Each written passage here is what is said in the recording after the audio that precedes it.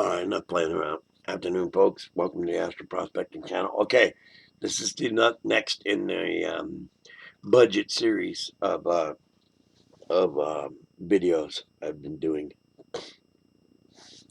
This is the AstroView motorized German equatorial mount made by Orion. I don't think you can buy them. I bought this 10 plus years ago. It's a complete unit.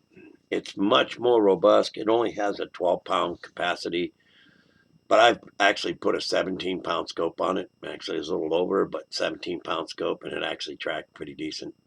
You couldn't touch it. You know, it's only rated for 12 pounds, and it was an 8-inch frickin' Cassegrain. But it handled it. Anyway, this is not so susceptible to any breeze or anything like that. It has quite a bit of counterweight for it, for only being, I mean, it's probably got 12 pounds of counterweight. It's much, much more robust than the Star Adventurer Pro. It has a polar scope, but once again, old guy, I'm going to end up having to sit down, and then with these dodgy knees and this bad back, I think I'm going to shop around for the Polemaster adapter. I'm pretty sure the center board is the same as that Atlas. And if that be true, I'll just buy the same adapter as that, put it in there, and then I can just do electronic polar alignment. It will add to the price of this, but right here, this setup with the diagonal eyepiece scope, this less the batteries because you don't have to put the motor on. It has slow motion knobs. It's pretty accurate. The equatorial unit part here is much more robust. It's not the weak link in the chain where everything is stacked on a spindly little pencil where everything's, and that's what the problem is with the Adventurer Pro. I think, but I've looked at other time-lapse units, and they're pretty expensive. So I figure if I got away with paying whatever I paid for that, $360 or something, and all I can use it is use it for is time lapse or panoramic. Eh, all right, maybe I'll do a budget series. I'll look some panoramic time lapse apparatuses and see, and then I'll do a budget. Hey, if you just buy this, I bought the whole kit, which is kind of, in my eyes, it's super lightweight. Sunday night, I took it out with this on it. I think I made a video. I'm not sure, but any little breeze, and you know, it wasn't bust, but it was bust. I mean, the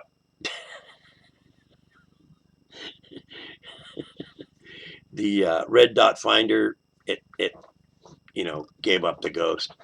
The little LED light that projects onto the little lens for your red dot. I mean, but it's like 10 years old too. And it was like, I just looked them up. I'm like, hey, babe, I need one of these. And she's like, yeah, how much? I said, oh, it's like 14 bucks. I think we actually were buying them like 10 years ago, like 8 or 10 bucks. I'm serious. They're just little plastic units. Takes one of them little, you know, nickel-sized batteries, whatever, C2532s or whatever it is, CR2532s or whatever. And heck, for $8, it lasted 10 years, you know, versus the other red dot, green dot one I have that's more for a rifle. That thing was upwards of like 50 something dollars. And it came with a piece of plastic, but the main body and everything is absolutely sick. It actually is tunable. I mean, really accurately tunable. Uh, um, but the little mouthpiece was plastic. And I was like, why? They send me this really nice unit, all metal.